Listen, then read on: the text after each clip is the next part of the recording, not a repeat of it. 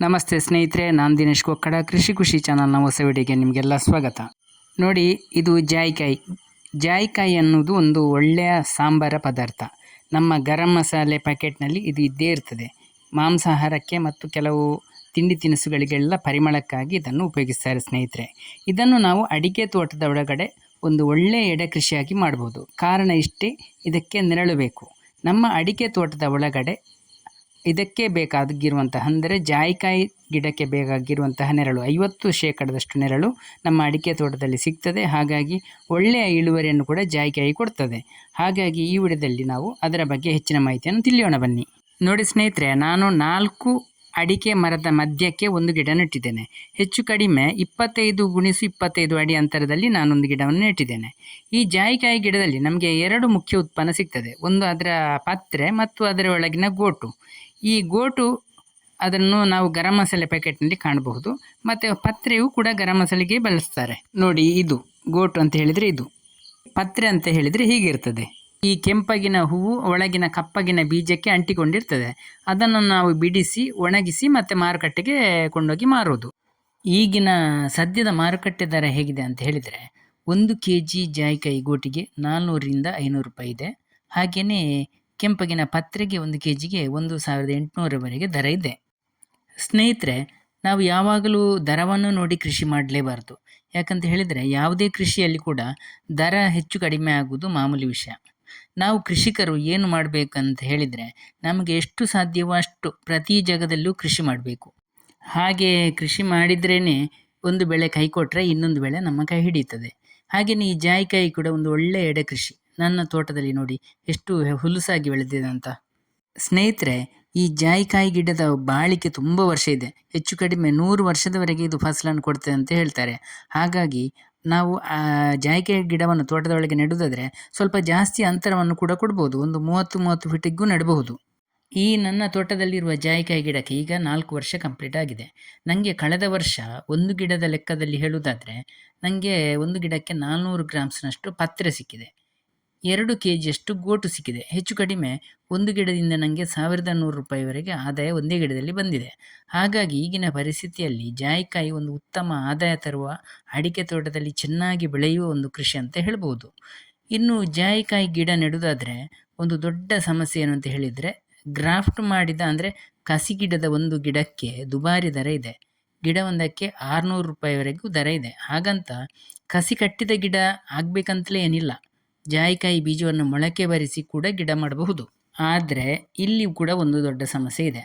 ಏನಂತ ಹೇಳಿದರೆ, ಈ ಜಾಯಿಕಾಯಿ ಗಿಡದಲ್ಲಿ ಒಂದು ವಿಶೇಷ ಏನಂತ ಹೇಳಿದರೆ, ಈ ಗಿಡದಲ್ಲಿ ಗಂಡು ಮತ್ತು ಹೆಣ್ಣು ಎಂಬ ಪ್ರತ್ಯೇಕ ಜಾತಿ ಇದೆ. ಗಂಡು ಗಿಡದಲ್ಲಿ ಯಾವುದೇ ಕಾರಣಕ್ಕೂ ಕಾಯಿ ಬರುವುದಿಲ್ಲ. ಕೇವಲ ಗಂಡು ಹೂಗಳದ್ದು ಮಾತ್ರ ಬರ್ತದೆ, ಅದನ್ನು ಮಾತ್ರ ಉತ್ಪಾದಿಸ್ತದೆ. ಹೆಣ್ಣು ಗಿಡದಲ್ಲಿ ಹೆಣ್ಣು ಹೂಗಳನ್ನು ಉತ್ಪಾದಿಸಿ ಗಂಡು ಗಿಡದ ಪರಾಗ ಹೆಣ್ಣು ಗಿಡದ ಹೂವಿಗೆ ಬಿದ್ದಾಗ ಫಲಿತಗೊಂಡು ನಮಗೆ ಫಸಲು ಬರ್ತದೆ. ಈಗ ನಾವು ಬೀಜದಿಂದ ಗಿಡ ಮಾಡಿದರೆ ಏನಾಗ್ತದೆ ಅಂತ ಹೇಳಿದರೆ, ಈಗ ನಾವು 100 ಗಿಡ ನೆಟ್ಟುವೆ ಅಂತ ಇಟ್ಟರೆ ಅದರಲ್ಲಿ 50 ಗಂಡು 50 ಹೆಣ್ಣು ಗಿಡ ಬಂತು ಅಂತ ಇಟ್ಟುಕೊಂಡ್ರೆ ಅದು ನಮಗೆ ಗೊತ್ತೇ ಆಗುವುದಿಲ್ಲ. ಫಸಲು ಬರುವಾಗಲೇ ಬೀಜದ ಗಿಡದಲ್ಲಿ ನಮಗೆ ಕಾಯಿ ಆಗುವಾಗಲೇ ಗೊತ್ತಾಗೋದು. ನಾವು ಸಣ್ಣ ಗಿಡ ಇರುವಾಗ ನಮಗೆ ಗೊತ್ತೇ ಆಗೋದಿಲ್ಲ ಗಂಡು ಯಾವುದು ಹೆಣ್ಣು ಯಾವುದು ಅಂತ. ಅಷ್ಟೇ ಅಲ್ಲದೆ ನಮಗೆ ಬೀಜದ ಗಿಡದಿಂದ ಫಸಲು ಬರಲಿಕ್ಕೂ ಒಂದು 5 ವರ್ಷದ ಮೇಲೆ ಬೇಕು. ಆಗ ನಮಗೆ ಎಲ್ಲಿಯಾದರೂ ನಮಗೆ ಹೆಚ್ಚು ಗಂಡು ಗಿಡ ನಮ್ಮ ನೆಟ್ಟದ್ರಲ್ಲಿ ಬಂದರೆ ನಮಗೆ ಅದು ಇಳುವರಿ ಅದರಲ್ಲಿ ಬರುವುದಿಲ್ಲ. ಹಾಗಾಗಿ ನಾವು ನೆಟ್ಟ ಗಿಡ ಎಲ್ಲ ವೇಸ್ಟ್ ಆಗ್ತದೆ. ಆ ಕಾರಣಕ್ಕಾಗಿ ನಾವು ಕಸಿ ಗಿಡವನ್ನು ಆಯ್ಕೆ ಮಾಡುವುದೇ ಸೂಕ್ತ ಅಂತ ನನ್ನ ಲೆಕ್ಕಾಚಾರ. ಹಾಗೆಯೇ ನಾವು ಬೀಜದಿಂದ ಗಿಡ ಮಾಡಿದರೆ ಅದರಲ್ಲಿ ಒಳ್ಳೆಯ ಇಳುವರಿ ಬರ್ತದೆ ಅಂತ ಕೂಡ ಹೇಳಲಿಕ್ಕೆ ಆಗೋದಿಲ್ಲ. ಯಾಕಂತ ಹೇಳಿದರೆ ನಾವು ಬೀಜದ ಆಯ್ಕೆ ಮಾಡುವಾಗ ಯಾವ ರೀತಿಯ ಗಿಡದ ಬೀಜ ನಮಗೆ ಸಿಗ್ತದೆ ಅಂತ ಹೇಳಲಿಕ್ಕೆ ಆಗೋದಿಲ್ಲ. ಹಾಗಾಗಿ ನಾವು ಗ್ರಾಫ್ಟ್ ಮಾಡಿದ ಗಿಡವನ್ನು ನೆಟ್ಟರೆ ಯಾವುದೇ ಸಮಸ್ಯೆ ಇಲ್ಲ. ಹೆಣ್ಣು ಗಿಡಕ್ಕೆ ಮತ್ತು ಗಂಡು ಗಿಡಕ್ಕೆ ಬೇರೆ ಬೇರೆಯೇ ನಮಗೆ ಗಿಡಗಳು ಸಿಗುವುದರಿಂದ ನಾವು ಬೇಕಾದಷ್ಟು ಹೆಣ್ಣು ಗಿಡವನ್ನು ಮತ್ತು ಪರಾಗಸ್ಪರ್ಶಕ್ಕೆ ಅಂತ ಹೇಳಿ 1-2 ಗಂಡು ಗಿಡಗಳನ್ನು ನೆಡಬಹುದು.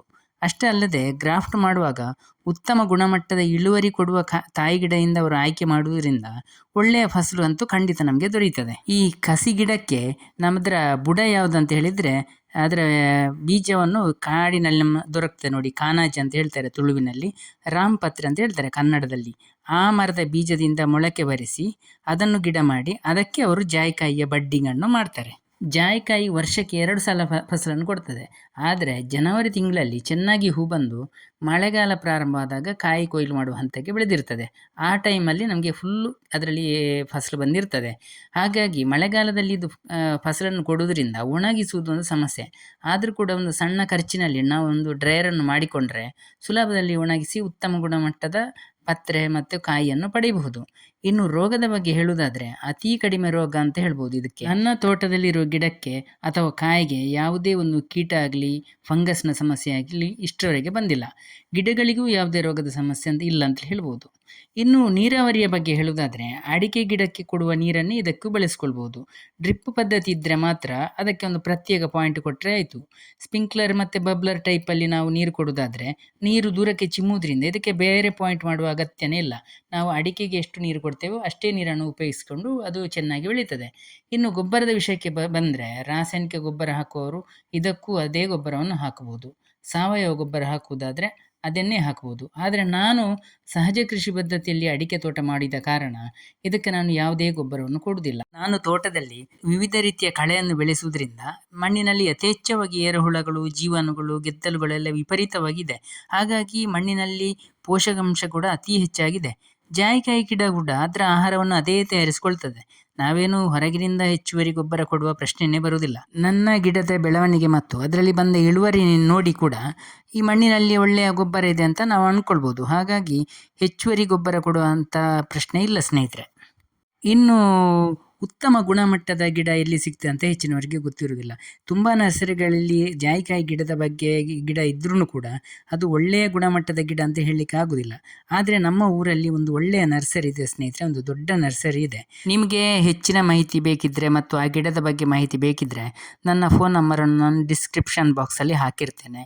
ಮಾಹಿತಿ ಬೇಕಾದವರು ಕಾಲ್ ಮಾಡಿ ನನ್ನಿಂದ ಹೆಚ್ಚಿನ ಮಾಹಿತಿಯನ್ನು ನೀವು ಪಡೆದುಕೊಳ್ಬಹುದು. ಇನ್ನು ಮುಖ್ಯವಾಗಿ ಏನಂತ ಹೇಳಿದರೆ ಸ್ನೇಹಿತರೆ, ನಾವು ಯಾವುದೇ ಕೃಷಿಯನ್ನು ಮಾಡುವುದಾದರೂ ನಮಗೆ ಮಾರುಕಟ್ಟೆ ಮುಖ್ಯವಾಗಿರ್ತದೆ. ನೋಡಿ ಸ್ನೇಹಿತರೆ, ಅಡಿಕೆ ತೆಗೆಯುವ ಅಂಗಡಿಗಳಲ್ಲಿ ಅಥವಾ ಕರಿಮೆಣಸನ್ನು ಹೇಗೆ ತೆಗಿತಾರೆ ಅದೇ ರೀತಿ ಜಾಯಿಕಾಯಿಯನ್ನು ಕೂಡ ಒಳ್ಳೆಯ ಸ್ಪರ್ಧಾತ್ಮಕ ದರದಲ್ಲಿ ಖರೀದಿ ಮಾಡ್ತಾರೆ. ಹಾಗೆ ನಮಗೆ ಮಾರುಕಟ್ಟೆಯ ಸಮಸ್ಯೆನೇ ಇಲ್ಲ ಇದಕ್ಕೆ. ಸ್ನೇಹಿತರೆ, ಕೊನೆಯದಾಗಿ ಹೇಳುವುದು ಏನಂತ ಹೇಳಿದರೆ, ನಾವು ತೋಟದಲ್ಲಿ ಎಡೆ ಕೃಷಿ ಮಾಡಿದರೆ ಮುಖ್ಯ ಬೆಳೆ ಕೈ ಕೊಟ್ಟರೆ ಕೂಡ ನಮ್ಮ ಹಣಕಾಸಿನ ಪರಿಸ್ಥಿತಿ ಏರುಪೇರಾಗದ ರೀತಿಯಲ್ಲಿ ಉಪಬೆಳೆ ನಮ್ಮನ್ನು ಕೈ ಹಿಡಿಯುತ್ತದೆ. ಹಾಗಾಗಿ ಅಡಿಕೆ ತೋಟದಲ್ಲಿ ಸಾಧ್ಯವೋ ಅಷ್ಟು ವಿವಿಧ ರೀತಿಯ ಎಡೆ ಕೃಷಿಯನ್ನು ಮಾಡೋಣ.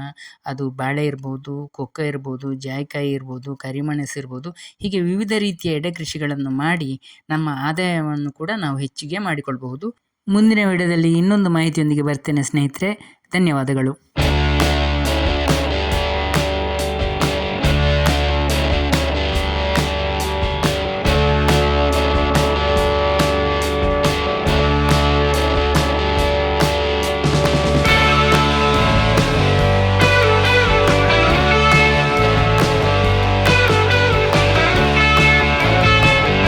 ವಿಡಿಯೋ ಇಷ್ಟ ಆಗಿದ್ರೆ ಲೈಕ್ ಮಾಡಿ, ಕಮೆಂಟ್ ಮಾಡಿ, ಸಬ್ಸ್ಕ್ರೈಬ್ ಮಾಡಿ, ಹಾಗೆ ಗಂಟೆ ನೋಡಿರಪ್ಪ.